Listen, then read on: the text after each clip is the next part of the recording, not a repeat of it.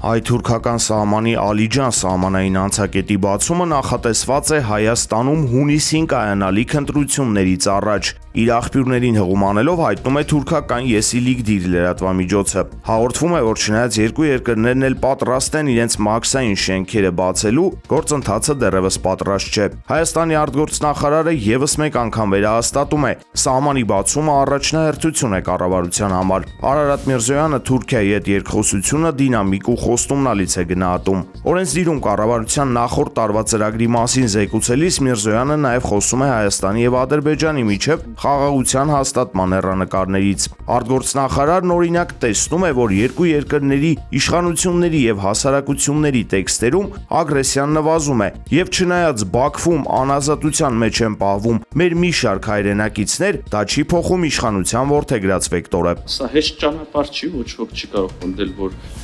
հեշտ է, բայց մենք հաստատակամորեն պետք է շարժվենք այս ճանապարհով եւ մի օր կունենանք, հուսով եմ, վերջնական նույնիսկ եւ այդ թվում նաեւ հոգեբանական հաշտեցում։